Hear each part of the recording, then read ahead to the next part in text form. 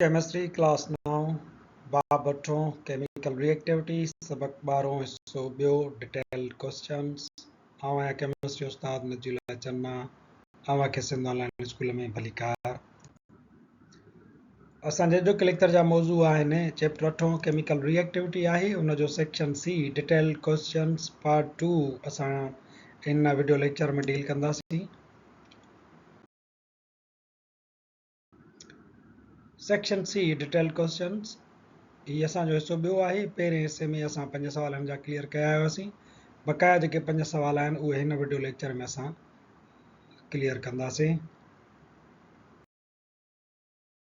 सवाल नंबर 6 आहे explain the position of sodium in periodic table and its importance periodic table में sodium जी position ऐं उन जी अहमियत बयान कयो सोडियम धातु अंसर आहे ऐं उन जी निशानी आहे Na It is sixth most abundant element and constitutes 2.87% of Earth's crust. ज़मीन जे मथे तह में 2.87% सोडियम शामिल आहे ऐं असांखे 6 नंबर ते जजे मिक़दार में मिलंदड़ अंसर आहे it belongs to 1A group पहिरें A ग्रुप में सोडियम जो ताल्लुक़ आहे पहिरियों A ग्रुप आहे सोडियम उन में मौजूदु आहे and third period of periodic table ऐं 3 पीरियड में मौजूदु आहे हिकु पीरियड हे ॿियों हे टियों सोडियम अंसर खे मुख़्तलिफ़ इस्तेमालनि हेठि आंदो वेंदो आहे it is an excellent heat transfer fluid so it is used as coolant in nuclear reactors में सोडियम फ्लूइड जे तौर ते हीट ट्रांसफर करण जे लाइ कमु ईंदो आहे ही न्यूक्लियर रिएक्टर खे ॾेखारियो वियो आहे उन में सोडियम फ्लूइड हेठां इस्तेमालु थिए थो जेको हिते पैदा थींदड़ गर्मीअ खे पाण में जज़ब करे उनखे ॿाहिरि निकाल करण जे कमु ईंदो आहे इट इज़ यूज़्ड इन डिटर्जेंट प्रिपरेशन्स मुख़्तलिफ़ जेके सफ़ाई वारियूं शयूं आहिनि सर्फ साबुण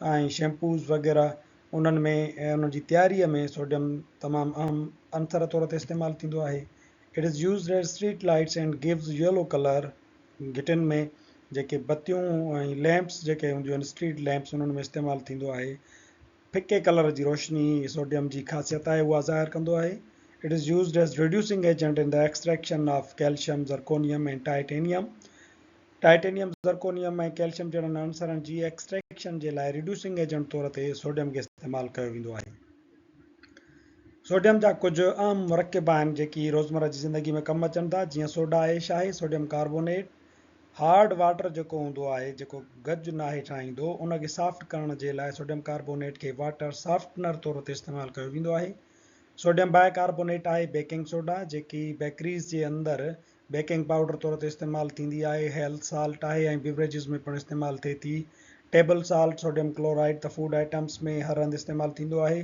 सोडियम नाइट्रेट आहे जंहिंखे फर्टिलाइज़र भाणनि में ऐं डायनामाइट में इस्तेमालु कयो वञे थो सवाल नंबर 7 आहे त हैलोजन एसिड्स जेके ही ॾिनल आहिनि उन्हनि खे पंहिंजी ताक़त जे लिहाज़ खां इंक्रीजिंग आर्डर में रखो हैलोजन एसिड तॾहिं ठहंदो आहे जॾहिं हाइड्रोजन ऐं को बि हेलाइड पाण में रिएक्शन करे X2 स्टैंड्स फॉर हैलोजन्स जीअं F2Cl2 ब्रोमीन 2 हाणे जेकॾहिं हाइड्रोजन फ्लोरिन सां रिएक्शन थो करे त हाइड्रोजन फ्लोराइड हाइड्रोजन क्लोरिन सां रिएक्शन कंदो त हाइड्रोजन क्लोराइड ईअं ॿिया बि एसिड्स जिन खे असां हैलोजन एसिड्स सॾियूं था उहे तयारु थींदा आहिनि एसिडिक स्ट्रेंथ जेका हैलोजन एसिड्स जी आहे उहा हिन आर्डर में डिक्रीज़ थींदी हले थी हाइड्रोजन आयोडाइड जेको आहे उहो वधीक पावरफुल आहे हाइड्रोजन ब्रोमाइड खां ऐं हाइड्रोजन ब्रोमाइड वरी वधीक पावरफुल आहे हाइड्रोजन क्लोराइड खां हाइड्रोजन क्लोराइड वधीक पावरफुल आहे हाइड्रोजन फ्लोराइड खां घटि में घटि हाइड्रोजन फ्लोराइड आहे उन खां ताक़तवर हाइड्रोजन क्लोराइड आहे जेकर असां इंक्रीजिंग आर्डर में ॾिसूं त हाइड्रोजन क्लोराइड खां वधीक ताक़तवर हाइड्रोजन ब्रोमाइड ऐं उन खां ताक़तवर आहे हाइड्रोजन आयोडाइड हाइड्रोजन आयोडाइड सभ खां वधीक स्ट्रॉन्ग एसिड इन जे लाइ आहे जो हाइड्रोजन आयोडाइड पाणीअ जे अंदरि जल्दी डिसोसिएट थींदो आहे ऐं हाइड्रोजन आयन्स पैदा करे विझंदो आहे छो त हिननि जे विच में कोवेलेंट बॉन्डिंग कमज़ोर आहे पर वरी हाइड्रोजन फ्लोराइड इन जे करे कमज़ोर आहे छो त हिन जो पाण में जेको कोवेलेंट बॉन्ड आहे उहो ॾाढो मज़बूत हूंदो आहे इन जे करे पाणीअ जे अंदरि इहे डिसोसिएट आसानी सां न आहिनि थींदा घणे मिक़दार में डिसोसिएट न आहिनि थींदा सो हाइड्रोजन जेके आयन्स आहिनि उहे बि पाणी जे अंदरि वधीक पैदा न आहिनि थींदियूं सवाल नंबर 8 आहे explain electronegative character of non metals non metals जो इलेक्ट्रोनेगेटिव कैरेक्टर बयान कयो। इलेक्ट्रोनेगेटिव कैरेक्टर हूंदो आहे यानी इलेक्ट्रॉन न ॾियणु, इलेक्ट्रॉन हासिल करण जी सघ। A non-metal has property to accept electron easily and form an ion. गैर धातु की इहा ख़ासियत हूंदी आहे त इलेक्ट्रॉन आसानी सां क़बूल करे ऐं एनायन काटू चार्ज वारी आयन में तब्दील थी वञे। It is called electronegative character. मिसाल जे तौर ते ही नॉन मेटल आहे, हुन इलेक्ट्रॉन हासिल कयो ऐं पाण एनायन में तब्दील थी वियो, इनखे असां चवंदा electronegative character.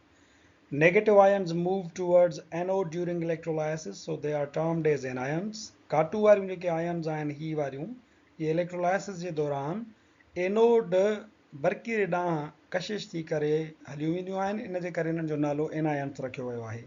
The number of negative charges on anion shows the excess number of electrons as compared to number of protons. कंहिं बि एनायन जे मथां काटू जी चार्जिस जो तइदाद उन में मौजूदु प्रोटॉननि जी भेट में इलेक्ट्रॉननि जे वाधू मिक़दार खे ज़ाहिर कंदो आहे। मिसाल जे तौर ते हिते प्रोटॉन ऐं इलेक्ट्रॉन बराबरि आहिनि, पर हिते जॾहिं हिकिड़ी नेगेटिव चार्ज अची वई त याने प्रोटॉननि खां हिकु इलेक्ट्रॉन हाणे वधीक अथसि। जेकॾहिं ॿ नेगेटिव चार्ज अचनि हा त हिन जो मतिलबु आहे त प्रोटॉननि खां ॿ इलेक्ट्रॉन हिन जे अंदरि वधीक आहिनि। Electronegative characteristic across periodic table. Periodic table में इलेक्ट्रोनेगेटिव कैरेक्टरिस्टिक कीअं मूव कंदी आहे। Electronegative character increases across the period. Period जे अंदरि इलेक्ट्रोनेगेटिव कैरेक्टर इंक्रीज़ थींदो। खाॿे खां जीअं साॼे पासे हलंदासीं त इलेक्ट्रोनेगेटिव कैरेक्टर वधंदो वेंदो आहे। हिन जी इलेक्ट्रोनेगेटिविटी घटि आहे, हिन जी थोरी वधीक आहे, हिन जी थोरी वधीक, हिन जी अञा वधीक, हिन जी अञा वधीक आहे, ईअं हेॾे ईंदासीं त वधंदो वेंदो। छो? बिकॉज़ एटॉमिक साइज़ डिक्रीज़िस, छो त एटम जी साइज़ डिक्रीज़ थींदी थी हले, एंड न्यूक्लियर चार्ज डेंसिटी इंक्रीज़िस, ऐं हेॾे अचण सां वरी न्यूक्लियर चार्ज प्रोटॉननि जो तइदाद जेको आहे उहो वधंदो वेंदो आहे। इन जे करे इलेक्ट्रोनेगेटिव कैरेक्टर हेॾे अचण सां वधंदो वञे थो। ऐं वरी ग्रुप में जॾहिं डाउनवर्ड वेंदासीं त इहो इलेक्ट्रोनेगेटिव कैरेक्टर इंक्रीज़ थींदो। छो त ॾिसो एटॉमिक साइज़ वधंदी थी वञे ऐं न्यूक्लियर चार्ज जेका आहे उहा एॾा हद ताईं कोन वधंदी आहे जो इलेक्ट्रोनेगेटिव कैरेक्टर खे उहा असरअंदाज़ करे या ॿाहिरीं शेल ते का ग्रिप उन जी जेका मर्कज़ जी आहे उहा वधे। हेठि अचण सां एटम जी साइज़ वधे थी त न्यूक्लियर चार्ज जी जेका ग्रिप आहे ॿाहिरीं शेल ते उहा घटि थींदी आहे, इन जे करे इलेक्ट्रोनेगेटिव कैरेक्टर हेठि हलण सां घटि थींदो वेंदो आहे। सवाल नंबर 9 आहे differentiate between sodium and iron A soft and hard metal. Sodium ऐं आयरन जे विच में सॉफ्ट ऐं हार्ड मेटल तौर ते भेट कयो। टेबल 8.6 असांजे किताब में ॾिनल आहे। हिकु पासे सोडियम आहे, ॿिए पासे आयरन आहे। उन्हनि जी ख़ासियतुनि खे ॾिसंदासीं। सोडियम फर्स्ट ए ग्रुप सां तालुक़ु रखंदड़ सॉफ्ट मेटल आहे। लोह 8 बी ग्रुप सां तालुक़ु रखंदड़ हार्ड मेटल आहे। सोडियम जी जेका एटॉमिक साइज़ आहे उहा तमामु वॾी आहे ऐं वरी लोह जो आयनिक रेडाए जेको आहे उहो तमामु घटि थींदो आहे। मो स्केल ते सोडियम जी हार्डनेस जो वैल्यू तमामु घटि आहे 0.5 ऐं लोह जो जेको वैल्यू आहे तमामु घणो हाई आहे 4.5। सोडियम जी जेका मेटलिक बॉन्डिंग हूंदी आहे पंहिंजनि एटमनि जी पाण सां जेका बॉन्डिंग हूंदी आहे उहा तमामु घणी कमज़ोर हूंदी आहे, इन जे करे सॉफ्ट आहे। लोह जे एटमनि जी पाण में जेका मेटलिक बॉन्डिंग थींदी आहे स्ट्रॉन्ग थींदी आहे, इन जे करे लोह हार्ड मेटल आहे।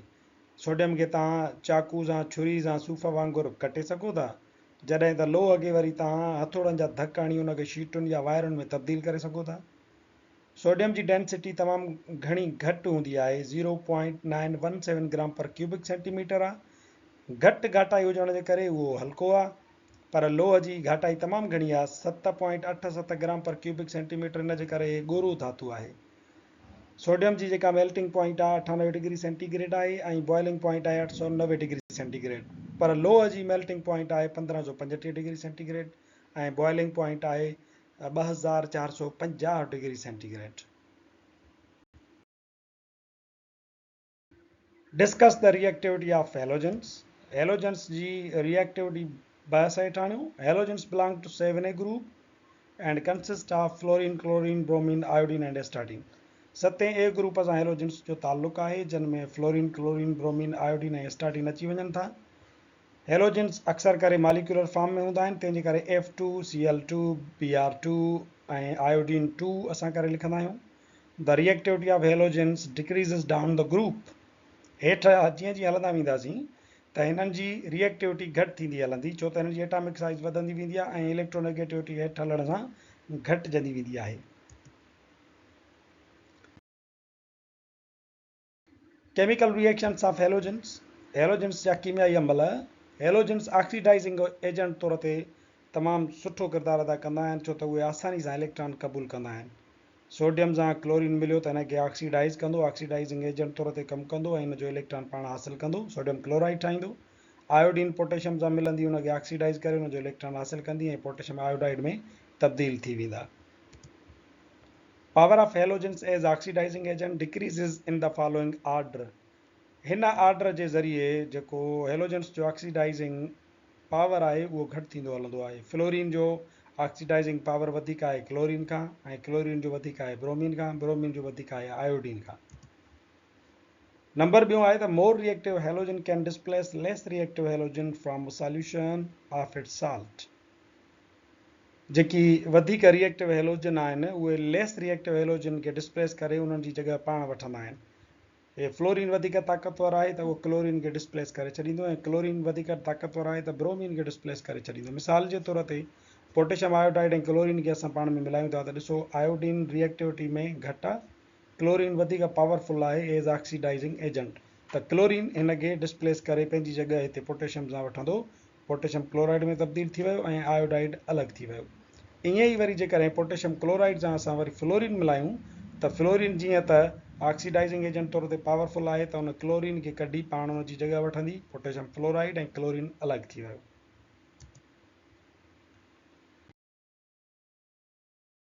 सवाल नंबर 10 सां गॾु रिएक्टिविटी ऑफ हेलोजेंस जेका असां डिस्कस कईसीं, असांजो जेको लेक्चर पुॼाणी ते पहुचे थो। वरी हाज़ुर थींदासीं नए लेक्चर सां गॾु। तेसिताईं ॾिसंदा रहो सिंध ऑनलाइन स्कूल।